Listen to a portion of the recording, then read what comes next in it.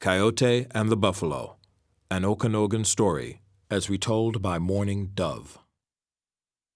No buffalo ever lived in the Swanetku country. That was Coyote's fault. If he had not been so foolish and greedy, the people beside the Swanetku would not have had to cross the Rockies to hunt the kaspitsa, curled hares. This is the way it happened. Coyote was traveling over the plains beyond the big mountains. He came to a flat. There he found an old buffalo skull. It was the skull of Buffalo Bull. Coyote always had been afraid of Buffalo Bull. He remembered the many times Bull Buffalo had scared him, and he laughed upon seeing the old skull there on the flat.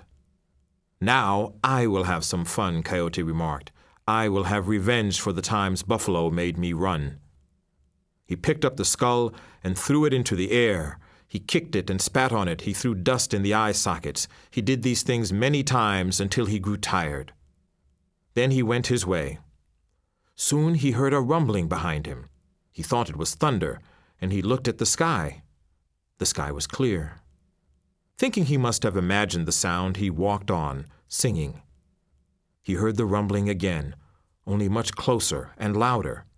Turning around, he saw Buffalo Bull pounding along after him, chasing him. His old enemy had come to life.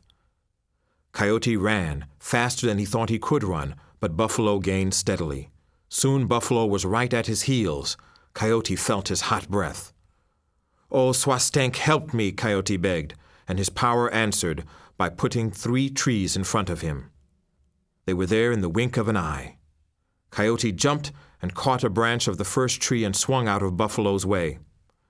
Buffalo rammed the tree hard, and it shook as if in a strong wind. Then Buffalo chopped at the trunk with his horns, first with one horn and then the other.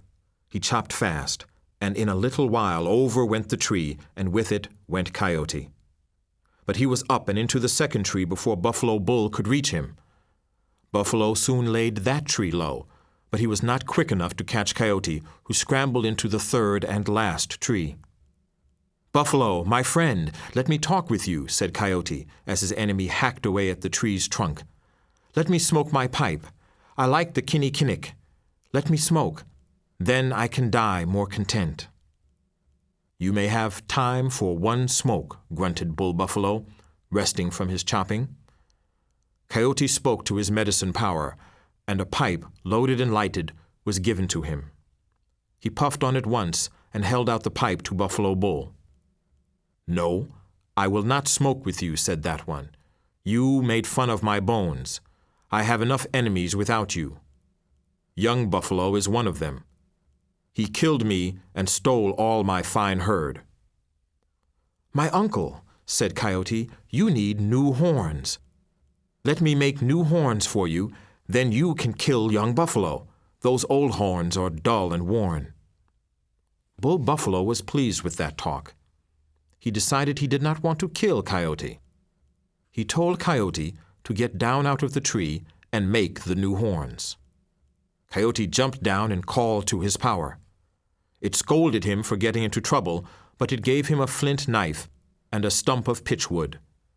From this stump, Coyote carved a pair of fine, heavy horns with sharp points. He gave them to Buffalo Bull. All Buffalo Bulls have worn the same kind of horns since. Buffalo Bull was very proud of his new horns.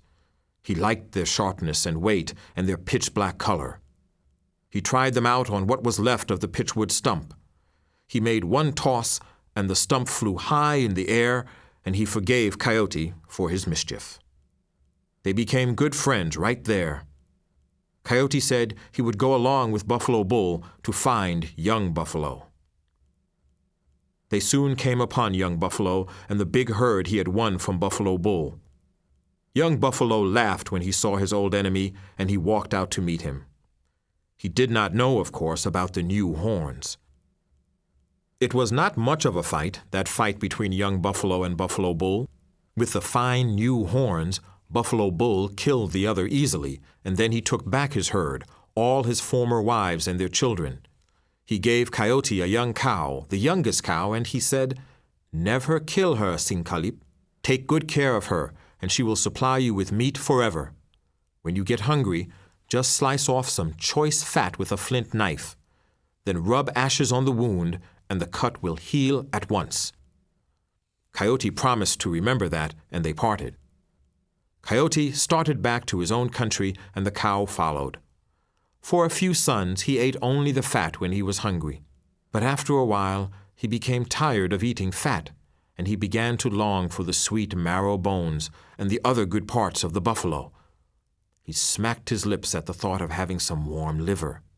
Buffalo Bull will never know, Coyote told himself, and he took his young cow down beside a creek and killed her. As he peeled off the hide, crows and magpies came from all directions. They settled on the carcass and picked at the meat. Coyote tried to chase them away, but there were too many of them. While he was chasing some, others returned and ate the meat. It was not long until they had devoured every bit of the meat. "Well, I can get some good from the bones and marrow fat," Coyote remarked, and he built a fire to cook the bones. Then he saw an old woman walking toward him. She came up to the fire. "Sinkalip," she said, "you are a brave warrior, a great chief. Why should you do woman's work? Let me cook the bones while you rest." Vain Coyote. He was flattered. He believed she spoke her true mind. He stretched out to rest, and he fell asleep. In his sleep, he had a bad dream. It awoke him, and he saw the old woman running away with the marrow fat and the boiled grease. He looked into the cooking basket. There was not a drop of soup left in it. He chased the old woman. He would punish her. But she could run too, and she easily kept ahead of him. Every once in a while she stopped and held up the marrow fat and shouted, "Sinkalip, do you want this?" Finally, Coyote gave up trying to catch her. He went back to get the bones. He thought he would boil them again. He found the bones scattered all around. So he gathered them up and put them into the cooking basket. Needing some more water to boil them in, he went to the creek for it, and when he got back, there were no bones in the basket. In place of the bones was a little pile of tree limbs. Coyote thought he might be able to get another cow from Buffalo Bull, so he set out to find him. When he came to the herd, he was astonished to see the cow he had killed. She was there with the others. She refused to go with Coyote again, and Buffalo Bull would not give him another cow. Coyote had to return to his own country without a buffalo. That is why there never have been any buffalo along the Swanetku.